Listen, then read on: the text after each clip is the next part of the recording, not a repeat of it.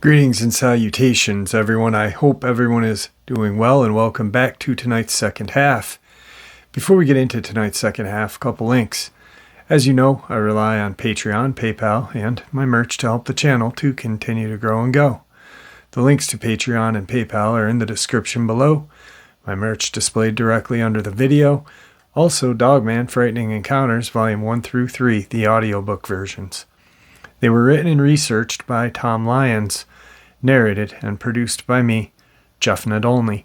Those audiobooks are available on Audible, Amazon, and iTunes, the links to which are also in the description as well.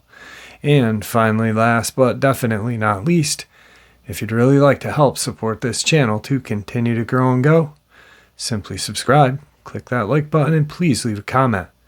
All of those things really do help, and guys, they definitely matter. Now, everyone, I have taken far too much of your time. Let's get on with tonight's second half, shall we? So, many of you that have been with the channel for a while or have just heard it in videos know that I've had a Dogman encounter and that I live in the Adirondacks, which is in upstate New York. Tonight, I have a compilation of Dogman and Sasquatch encounters in the Adirondacks to share with you. Let's do this. There's a couple different counties in the Adirondacks, and I'm going to share a couple of those different counties with you. The first county we'll look into is called Warren County. Now, for those of you who have seen the Missing 411, David Politis goes and interviews a family relative of mine at the Warren County Sheriff's Office and discusses one of the first 4 or 5 missing 411 cases. And it's pretty deep woods up here. So here we go. Today's first encounter. This was recorded very soon after it happened in our camp journal. It was on the weekend of May 11th, 2002. My wife and I were at our seasonal camp on Lake George for an early season. We had to bed for the night in front of the fireplace. There were only a few lights belonging to the other early season camps across the lake. It was a calm night. My wife was sound asleep. She often sleeps through thunderstorms. I was up throughout the night. I was awake for the sound of the first scream. The first cycle did not wake my wife. Unfortunately, the second, closer one did. Something screamed 4 times in the distance. 30 seconds later, it screamed again on our property. We have less than a quarter of acre of land. The time was roughly 2:30. 30 seconds to a minute later, it screamed for the last time in the distance at the third location. The scream was evenly spaced pattern of 4 screams. Each scream was about 3 to 5 seconds apart. The volume was that of human-sized lungs. However, there was no attempt to form words or partial words. The scream did not change in pitch. It sounded much like a human female. There was no sound of a creature crashing through the woods. Please also note that a few years back a similar sound was heard by a camp only 5 down from us. Other sightings have occurred near to my camp. That scream made the hair on my neck and wife's stand up. It was very frightening. Today's second Warren County, New York encounter. May of 2001. I was near Sabbath Bay Point in the Lake George region. I'm not much of an outdoorsman, so bear with me on the description, terrain, etc. After researching the area, I saw there had been quite a few sightings in the area. It was approximately 3:30 when I woke up. 2 friends and I were in a tent. 5 of my other friends were in a cabin about a mile from us. We decided to rough it as much as we could. I went outside of the tent to make a phone call on my cell. I know, really roughing it. My brother gets off of work at 3. I needed to call him because I needed a ride in the morning. I was about 20 feet from the tent. My friend yelled, "I'm trying to sleep." So I walked another 20 feet from the tent. After I spoke to my brother, I saw the time was 3:48. So I decided to use the bathroom. That's when I heard noise coming from in front of me. I was easily scared, as I am not used to being in the woods very often. I stepped back a little and saw approximately 60 feet in front of me a figure coming up a slight incline in the terrain. My first thought was, okay, bear in front of me, run. As I went to run, I noticed it had turned slightly, and the one main characteristic I noticed was no snout like a bear would have, more like a human face, although I couldn't see features, more of an outline. That's really scared me. I ran to the tent and told my friends. They were sure it was a bear, and we waited 10 minutes before going back to the cabin. I later realized that this thing that I saw had a human shape. I got a look at it for maybe 5 seconds, and like I said, I'm not much of an outdoorsman and probably wouldn't know a bear from an ape while in the woods, but what I saw was something unusual. It looked like a huge, hairy man walking up the hill. Fairly blunt, but best way I could describe it. I was thinking it could be a bear on its hind legs, but it wasn't staggering, it was walking. The thought of Bigfoot didn't enter my mind until a few days later, and I have to say I don't believe in such tales that I see in the supermarket tabloids. But whatever it sure was a unique experience. Today's third encounter, August 2000. I was camping with my wife and 2 other couples at Jabble's Pond, Hague, New York, near Sabbath Day Point in the Adirondacks. We were having a great time. Yes, we were drinking. The time was between 3:30 in the morning. 4 of the 6 campers hit the sack just before 3. Let me paint a picture of the environment. The lake is shaped like an L on the top of the small mountain, surrounded by pine. Crystal clear water. There's a swamp on the northwest side of the lake. It's a gorgeous place. The 6 of us canoed out to the campsite. Only 3, maybe 4 sites are on the lake. No other campers were there. We did what all young campers do, build a big fire, drink, eat, and be loud. We were doing this till about 2:30, then the girls went to bed. There was only 2 of us standing. We were stuffing our faces before we decided to go to bed. I walked down to my tent. The tent was set up right on the lake shore. I mean, 1, maybe 2 feet away from the water. The tent is square and flares inward at chest level. 2 of the 4 sides of the tent were facing the water, so I climb into my tent, and as I'm just about to lie next to my wife says, "Steve, Steve, Steve." My head hits the pillow, and I am looking up into the tent. I hear water splashing next to the tent, and my wife says, "Something's out there." I hear branches being moved, and whatever is out there is behind our tent. Now I'm freaking out.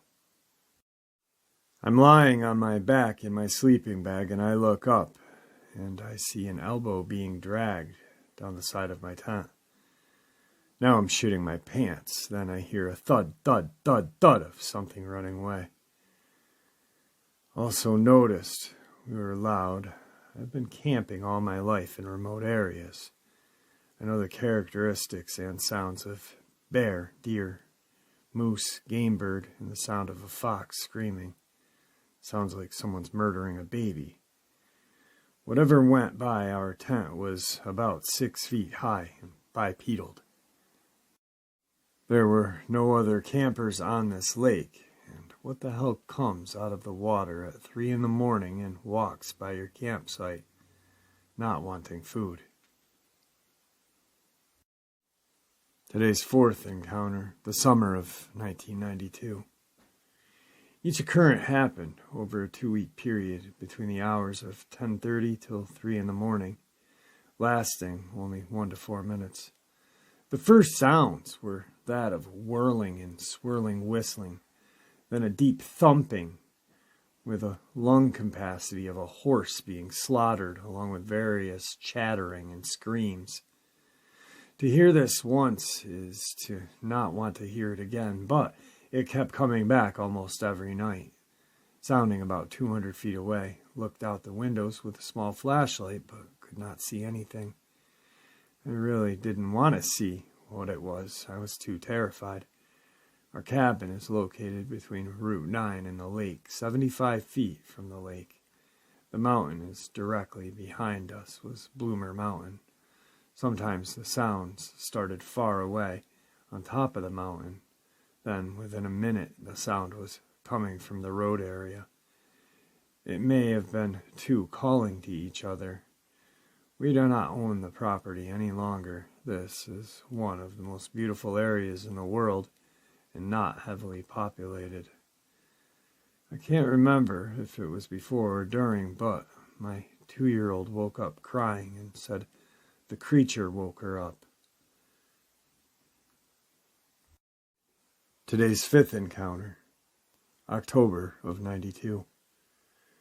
It was about 6 in the morning. I was on my way to work, the Roaring Brook Ranch, when something came from the right side of the road, out of the woods, and forced me to stop or run into it.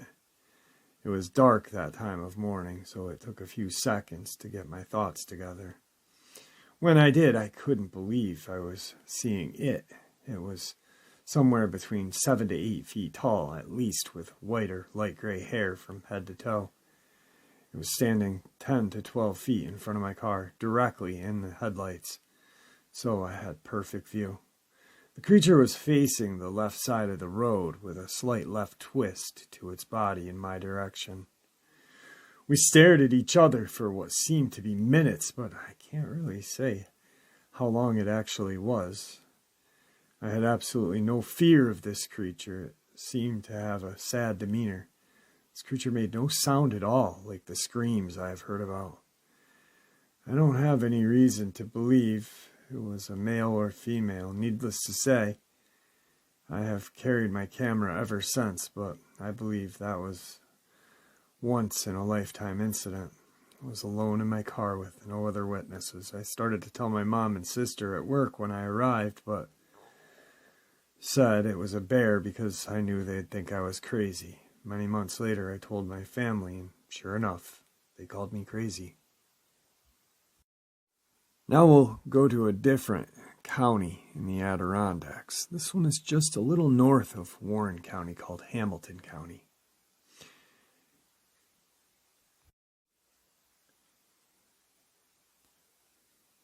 July 1969. We were just going to sleep when my wife said there was a raccoon looking in a small window. The window was at least 5 feet from the ground, with no trees or brush close by. She persisted so much that I rolled over so fast and saw something looking through the glass, and it sure was not a raccoon. The next morning, we went looking. There was a small clearing. Also, there was a small stream about 2 feet wide, 7 or 8 inches deep, and we found a heel print at the edge of the stream about 8 inches wide. By the way, this happened in the Adirondacks. This couple were at the same lake, and their daughter had to go to the outhouse. She was gone long enough to concern them.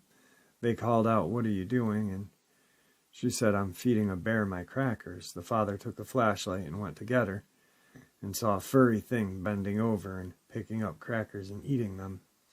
He quickly got his girl, and they slept nervously all night. A follow-up. When spoken with John on the telephone about his sighting from Hamilton County, Long Lake, New York, in '69, John was in his late 20s, early 30s at the time. He describes his encounter as the following. He was at Long Lake at his campsite, named the Pump House, located halfway down the lake on the right bank. He, his now ex-wife, and friend were staying the night in a little cabin along the lake, It had a small stove and a small window in the rear. There was a small Coleman lantern burning for illumination, as the wife's friend would not sleep without a light on. No one was sleeping, just lying around at the time, when at around 11, his wife told him there was a raccoon looking in the window.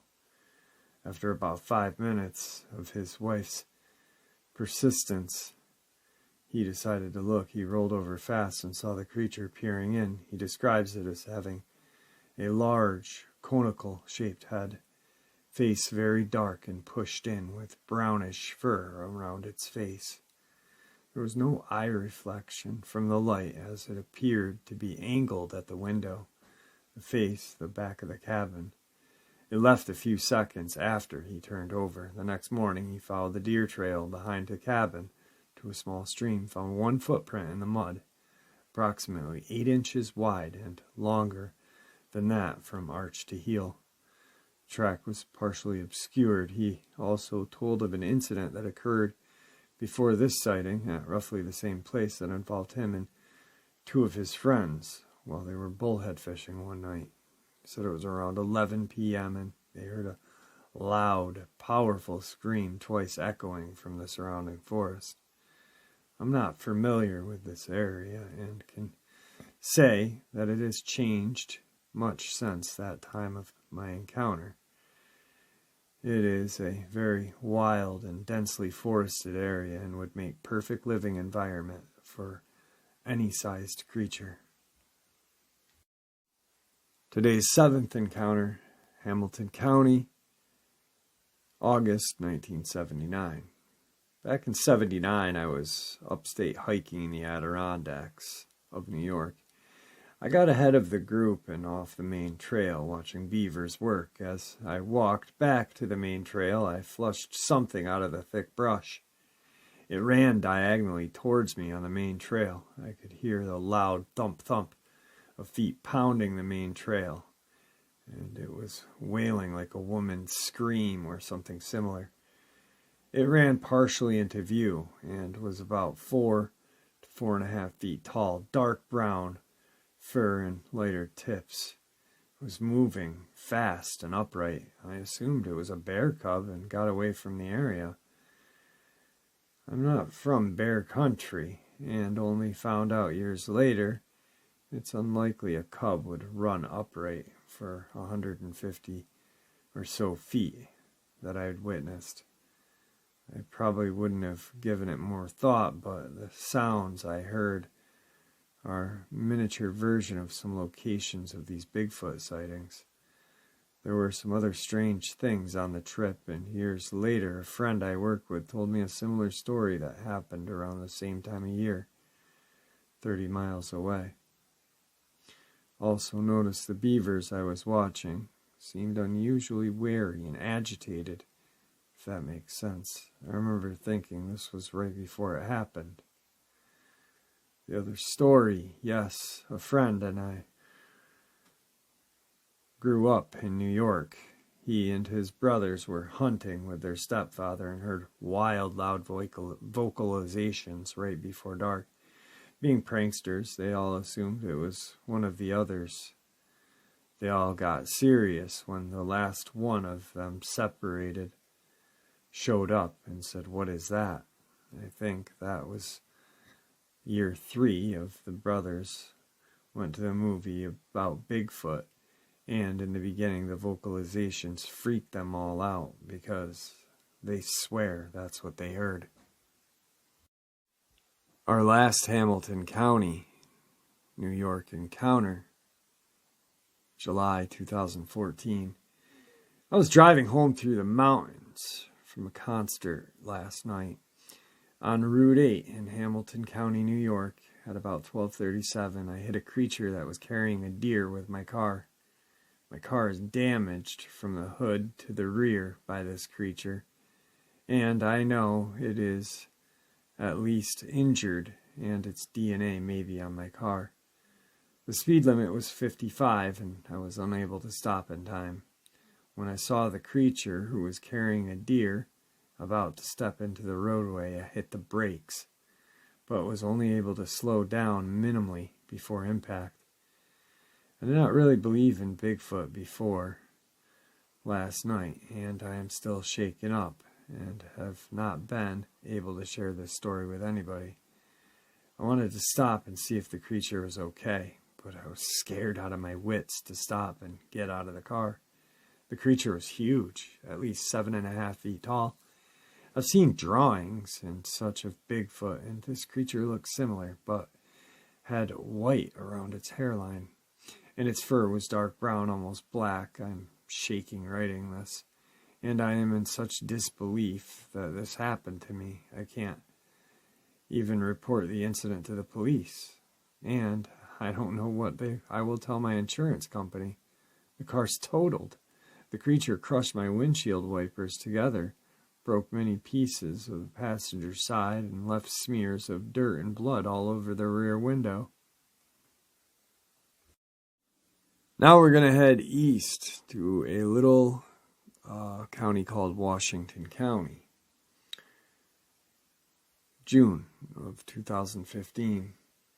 This occurred on a sunny day in June of 2015, mid-afternoon, while we were boating along the eastern shore of Lake George, just above the Narrows. The object we saw was located at approximately 43 degrees, 35.086 minutes north, and 073 degrees, 34.347 minutes west, per a Google Earth view obtained on 5/5/2015. We were about 140 yards away, even though it didn't seem that far, and the bearing from us to it was about 132 degrees true, again using Google Earth to obtain the distance and bearing. This section of the lake is state property and part of the Forever Wild section of the Adirondacks. There are many square miles of wilderness here, and this location is only about 8 miles from the locally famous Whitehall, New York sightings of '76. We were motoring in our 19-foot northeastish in the narrow channel between Sarah Island and Hazel Island, an unnamed rocky outcrop from the mainland. Our intended goal was Fox Island, a short distance away. We were traveling about 5 miles an hour, slightly above idling speed. Engine RPM would be approximately 1,000. There's a part of land opposite of the rocky outcrop, and as it was cleared, a small bay exists on our starboard side. Since I'm always scanning the lake side to side for boat traffic at that point in time, I was looking to the east into the bay, and I noticed movement close on the shore. It seemed that whatever it was caught by surprise as we cleared the point of land. I then got my wife's attention, and she looked in that direction and also saw it. My view was of a very large black animate object that seemed to quickly raise an arm from its side to a horizontal position, then turn away and move back to the north side behind a clump of trees. I then spun the boat around for a better view. Meanwhile, my wife was watching it. Her impression was it was large, dark, upright, and didn't move like an animal. Her view was slightly restricted by the trees, but did notice the object was swaying side by side. The only known animal that is that large and black out in the Adirondacks is a black bear, and we don't believe it to be.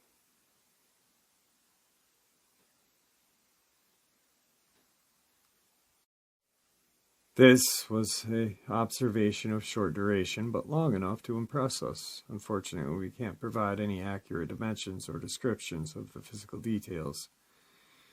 Even though we are not sure of what it was, we are sure of what it was not. We then continued on to Fox Island, which is about 200 yards from the sighted critter and only about 50 feet from the mainland, and chatted for a bit. Eventually, we got the charcoal grill fired up and proceeded to cook traditional meals of hot dogs and beans, of course. with the appropriate condiments. We do this on a regular basis on the islands of the lake. As we were eating, we got a weird feeling, so we quickly finished. Loaded the gear on the boat and got the heck out of Dodge. We never had that type of experience on the lake before. Really don't know if the events are related. Recently become aware of some of the folks around here have a theory of how our favorite mystery creature may communicate with infrasound, which would explain that feeling we both had. We returned to the area on the 6th of July 2015 by boat with my brother, who is an accomplished photographer, to investigate the mainland. By then, New York City DEC had installed docks in the bay so we could tie up and go ashore. We went to the area where the critter was first observed and noted that there was a small, probably seasonal stream that flowed into the lake. We searched but did not find any tracks or any other signs. However, I recently purchased a trail cam, plan to set it up in that area. Preliminary testing has shown that the motion sensor is very sensitive and wind-generated tree movement will trigger it. I've got a few ideas on how to mount it, but I am still trying to come up with an appropriate bait. Got any ideas? Alright guys, so that is some horrifying encounters that occurred in my neck of the woods, the Adirondacks. I hope you all enjoyed tonight's upload as much as I enjoyed sharing it with you. Everyone stay safe, stay healthy, and may the Great Spirit watch out for us all and guide us down that path we call life. Thanks for the support, guys.